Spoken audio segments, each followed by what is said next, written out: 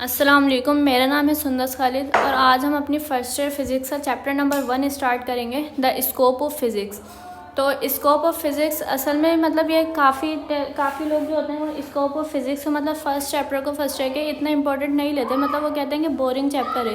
लेकिन मेरे ख्याल से यही चैप्टर हमारे पास जो है वो सबसे ज़्यादा इंपॉर्टेंट है। सही है। तो अगर हम इस द स्कोप ऑफ फिज़िक्स में अगर मैं पहले कुछ उसका टॉपिक नंबर 1.1 डिस्कस करेंगे, डेफिनेशन ऑफ फिज़िक्स। अगर हम इसके मैं आपको समझाऊँ, अगर ये आप लोगों ने समझ लिया ना तो इसमें ये बहुत अच्छा टॉपिक है, ये बहुत अच्छा चैप्टर है। इसमें आगे इंपॉर्टेंट चीज़ें भी आएंगी और ये सबसे पहले हमें स्कोप ऑफ फिज़िक्स में हमें फिज़िक्स का स्कोप पता चलता है। असल में फ़िज़िक्स की इंपॉर्टेंस, फ़िज़िक्स की वाइडनेस पता चलती है हमें। ठीक है। तो स्कोप ऑफ फिज़िक्स में अगर हम देखें तो मतलब फ़िज़िक्स में इतनी सारी हमारे पास एग्जाम्पल होती हैं। हम देखें कि मतलब जो हमारे पास जो पहले हम ये वाला टॉपिक डिस्कस करेंगे तो हम देखें कि जो आसमान पर जो कलर्स होते हैं, सही है, आसमान पर जो कलर्स होते हैं मतलब सुबह के वक्त हम देखते हैं अलग कलर होते हैं, मगरिब के वक्त अलग कलर हो जाते हैं, रात में आसमान का कलर मुख्तलिफ हो जाता है। तो मतलब ये सब चीज़ें क्या है, रेनबो का कलर होता है वो मुख्तलिफ होता है। सही है। जो बारिश होती है हमारे पास, अब बारिश होती है, बारिश कैसे होती है, सही है, मतलब ये सवाल होता है ना बारिश कैसे होती है। आप लोग ये कहेंगे मतलब जो समंदर का पानी होता है ना वो एवापोरेट होता है, सही है, उसके नतीजे में वो बादल बन जाते हैं और फिर बारिश हो जाती है। तो अगर मैं इधर आपसे पूछूं तो मैं अगर आप लोगों को ये कहूं कि मतलब जो बारिश का पानी होता है वो तो मतलब समंदर का पानी तो नमकीन होता है हमारे पास, वो तो बहुत नमकीन होता है, लेकिन वही पानी जाहिर सी बात है एवापोरेट हो रहा है ना, तो वो जब बारिश की फॉर्म में होता है तो वो मीठा क्यों हो जाता है पानी, वो तो प्योरेस्ट फॉर्म ऑफ वाटर कहलाता है। सही, वो पानी तो बहुत मीठा होता है। तो मतलब इस जाहिर से वही हुआ ना कि हमारे पास समंदर का ही पानी एवापोरेट हुआ, तो हमारे पास बारिश का पानी मीठा कैसे हो गया। तो ये सब फिज़िक्स में सवालात उठते हैं। अगर हम दूसरा देखें, हम अक्सर मैंगो वगैरह खाते हैं, मैंगो मतलब जो उसकी गुठली वगैरह होती है वो हम फेंक देते हैं, वो किसी ऐसी जगह पे ऐसी सॉइल में मतलब वो चले जाते हैं, मतलब जहाँ पे उसको सही उसके मुताबिक उसको चीज़ें मिलें, उसके मुताबिक फर्टाइल हो तो वो ग्रो कर जाता है। सही है। अब अगर हम देखते हैं तो यही बारिश जो होती है, ये बारिश जब उजड़े हुए मैदानों में गिरती है तो उसके नतीजे में हज़ारों की तादाद में फ्लावर्स ग्रो करते हैं। सही है। तो मैं ये कहूँ कि बारिश तो वही एक हो रही है, पानी भी उन सब फ्लावर्स को एक मिल रहा है, तो उन सब फ्लावर्स के आपस में फ्रेगरेंस कैसे अलग होती है, ये उन सब फ्लावर्स के आपस में जो होता है वो कलर क्यों चेंज होता है। ये सवाल उठता है ना कि बारिश तो उन पे एक ही हो रही है, पानी भी उन पे एक ही गिर रहा है, लेकिन वो सब अलग अलग कैसे होते हैं। सही है। अब 1000 गुलाब के फूल 1000 गुलाब के फूल ग्रो करते हैं, लेकिन हर गुलाब के फूल का कलर आपस में सेम कैसे होते हैं, उनकी फ्रेगरेंस आपस में सेम कैसे होती है। लेकिन एक गुलाब का फूल और एक चंबेली का फूल, उसमें आपस में उनकी फ्रेगरेंस भी अलग होती है, उनका कलर भी अलग होता है। लेकिन वही 1000 चंबेली के फूल आपस में फ्रेगरेंस भी उनकी सेम होती है, उनके कलर भी आपस में सेम होते हैं। तो ये देखें ना, ये सवालात उठ रहे हैं ना हमारे पास। सही है। उसके अलावा जो मतलब ये सोलर सिस्टम है, मतलब ये जो फॉर्मेशन ऑफ सोलर सिस्टम है, मतलब सूरज चांद के सॉरी जो हमारी अर्थ है वो सूरज के गिर्द घूम रही है, चांद हमारी अर्थ के गिर्द घूम रहा है। तो ये सारे सवालात उठते हैं और इन्हीं सवालात के जो जवाबात ढूंढते हैं ना, इन्हीं सवालात के जवाबात ढूंढने को हम कहते हैं साइंस। सही है। तो इधर मैं कहना क्या चाह रही हूँ, मतलब ये जो भी सवालात उठते हैं ना, इन सब सवालात के जवाबात ढूंढने को हम कहते हैं साइंस। सही है। अब जो हमारी फ़िज़िकल साइंसेज होती है, फ़िज़िकल साइंस जो सॉरी हमारी जो फिज़िक्स साइंस होती है, अगर हम उसको देखें, अगर हम इसको बुक से पढ़ें तो इसमें क्या लिखा हुआ है, हम बुक से पढ़ लेते हैं, बुक से रीड करते हैं। जो हमारी इसमें फ़िज़िक्स होती है वो 2 ब्रांचेस पर डिपेंड करती है, एक फ़िज़िकल साइंसेस पर और एक बायोलॉजिकल साइंसेस पर। फ़िज़िकल साइंसेस में हम अक्सर नॉन लिविंग चीज़ों के बारे में पढ़ते हैं, मतलब उनकी प्रॉपर्टीज़, उनके बिहेवियर के बारे में पढ़ते हैं। बायोलॉजिकल साइंस में हम इंसानों मतलब जितनी भी लिविंग थिंग्स हैं उनसे रिलेटेड पढ़ते हैं। अब द बायोलॉजी, इसमें सारी बातें वही लिखी हुई हैं जो मैंने आपको बताया। अब है the biological science deals with living things whereas a physical science are concern with the properties and behaviour of non living matter. ये वही वाली बात है जो मैंने अभी आपको बताई। The branch of physical science which deals with the interaction of matter and energy is called physics. अब फिजिकल साइंस में जो आता है ना वो एस्ट्रोनॉमी, फिजिक्स और मैथमेटिक्स आ जाती हैं। सही है। अब इसमें ये कह रहा है कि फिजिकल साइंस की एक ब्रांच है जो डील करती है मैटर और एनर्जी के इंटरेक्शन को, वो कहलाती है फिजिक्स। मैटर हमें पता है जो भी चीज़ जगह घेरे हमारे पास और वो कोई भी मास रखती है अपना। सही। एनर्जी क्या होता है, अब एनर्जी अगर हम समझें तो अगर एक बुलेट है, सही, उसको मैं हाथ से थ्रो कर रही हूँ किसी के ऊपर, तो मतलब उसकी एनर्जी उस वक्त जो होगी वो अलग होगी। लेकिन उसी सेम बुलेट को अगर मैं पिस्टल के अंदर लेकर फायर करूँगी तो उस वक्त उसकी एनर्जी बिल्कुल अलग होगी। तो इस चीज़ को हम कहते हैं एनर्जी। वो तो इन दोनों के इंट्रैक्शन को कहते हैं हम physics. This is based on experimental observation and quantitative observation. अब इसमें क्या कहना चाह रहे हैं कि जो हमारे पास फिज़िक्स होती है ना, टू टर्म्स मतलब ऑब्जर्वेशन और एक्सपेरिमेंट पर डिपेंड करती है। ऑब्जर्वेशन क्या, ऑब्जर्वेशन से ही हर चीज़ शुरू होती है। ऑब्जर्वेशन ही एक बुनियाद होती है फिज़िक्स की। सही है। अब इससे क्या मुराद है, अगर हम देखें मतलब जो न्यूटन मतलब जो एप्पल आकर गिरा था, सही है, जो सेब आकर गिरा था, न्यूटन ने वो ऑब्जर्वेशन ही थी जिसने उन्हें ये कहा था कि मतलब ये सेब जो था वो ज़मीन पर ही आगे क्यों गिरा। सही है। तो ये होती है ऑब्जर्वेशन, मतलब वहीं से बुनियाद शुरू हुई थी, फिर आगे वो उन्होंने मतलब ये फाइंड किया था कि क्यों गिरा था।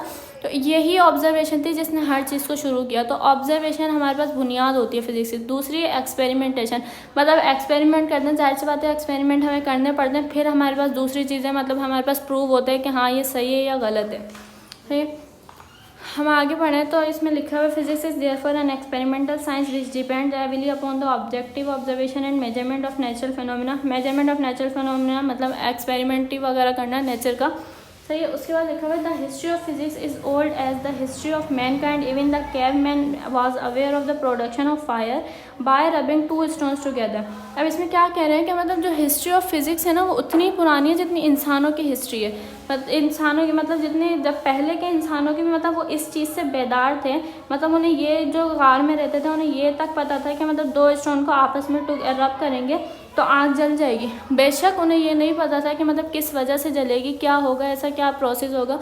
उन्हें ये नहीं पता था कि जब टू स्टोन्स को आपस में रब करेंगे तो उनके अंदर हरारत गर्मी पैदा होगी, और उन्हें जब हम फ्लेमेबल मटेरियल के सामने मतलब जो आग पकड़ता है उस चीज़ के सामने लेके जाएंगे तो आग जल जाएगी। ये नहीं पता था, लेकिन उन्हें फिर भी इतना पता था कि मतलब दो स्टोन्स को आपस में रब करेंगे तो आग जलेगी। आगे बढ़ें तो the Chinese for the first time manufacture paper पेपिच्यू। चाइनीज़ जो थे उन्होंने फर्स्ट टाइम पेपर मैन्युफैक्चर किया था। Egyptian use to measure the flood level in the river Nile. Egyptian से थे मैथमेटिक्स की बहुत मतलब मैथमेटिक्स की नॉलेज थी, और उन्होंने मैथमेटिक्स यूज़ करके पायरामिड जो हमें मिस्र कहते हैं ना, वो पायरामिड उन्होंने मेजरमेंट करके ही बनाई थी हमारे पास। सही। इजिप्शियन जो थे उन्होंने जो था फ्लड लेवल को मेजर किया था दरियाई नील के। सही है। आगे हम पढ़ें the people of Euphrates and tigris valleys were aware of calendar and they had the knowledge of geometry. मतलब जो पीपल थे यूफ्रेट्स और टिग्रीज वैलीज के वो बेदार थे कैलेंडर से, मतलब उसकी नॉलेज से बेदार थे कैलेंडर की, और उन्हें ये ज्योमेट्री मतलब शेप्स की नॉलेज थी। सही है। The people of Indus valley were the pioneers of decimal system. जो इंडस वैली के जो मतलब वादी मेहरान के मतलब जो पीपल थे ना, वो मतलब जो वहाँ के लोग थे, जो वहाँ के रहने थे, वो पायनर्स कहते हैं। सबसे पहले जो बुनियाद बनाने वाले थे ना, बुनियाद रखने वाला जो होता है, सबसे पहले कोई चीज़ बनाने उसे कहते हैं पायनर्स।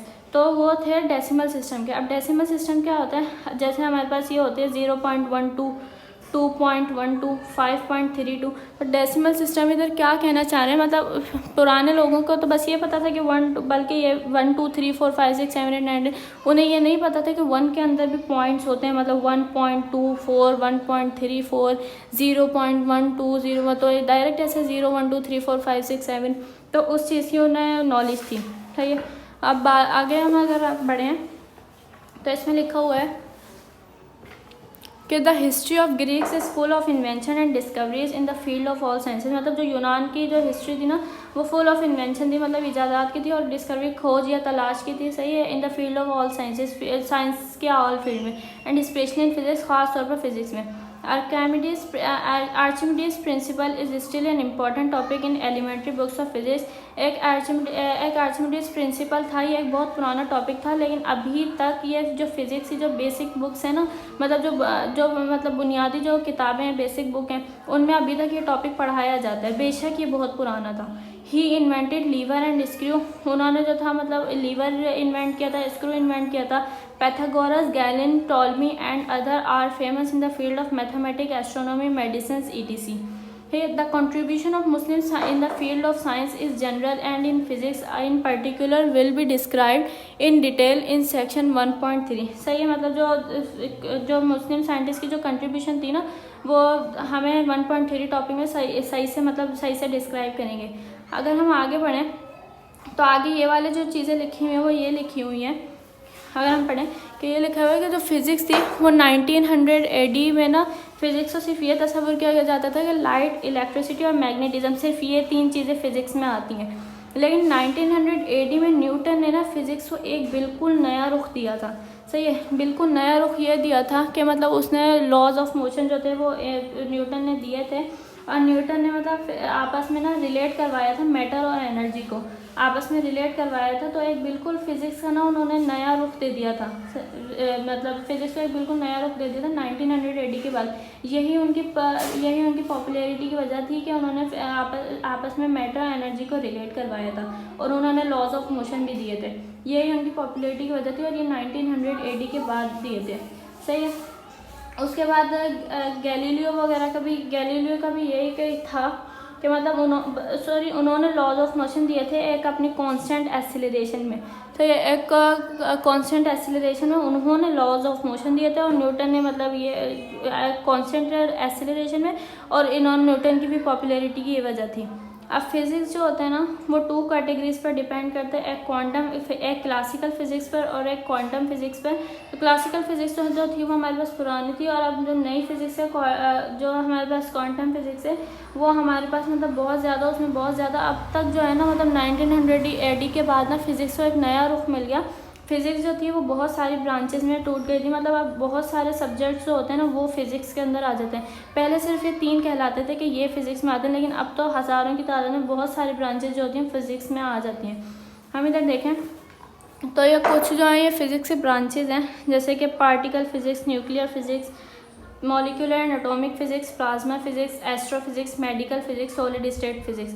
तो ये न्यूक्लियर फिज़िक्स मतलब जो न्यूक्लियस के अंदर जो भी वो होते हैं ना सब एटॉमिक पार्टिकल्स उनके बारे में पढ़ते हैं। मॉलिक्यूलर एंड एटॉमिक फ़िज़िक्स में मॉलिक्यूल और एटम के बारे में पढ़ते हैं। प्लाज्मा फिज़िक्स में जो मैटर की 4th स्टेट है उसके बारे में पढ़ते हैं। एस्ट्रोफिज़िक्स में मतलब जो खला में मौजूद जो भी चीज़ें हो रही होती हैं ना उनके बारे में पढ़ते हैं। सॉलिड स्टेट फिज़िक्स मतलब सॉलिड की जो चीज़ें होती हैं उसके बारे में पढ़ते हैं। तो हमारे इधर टॉपिक नंबर 1.1 हमारा कंप्लीट हो गया।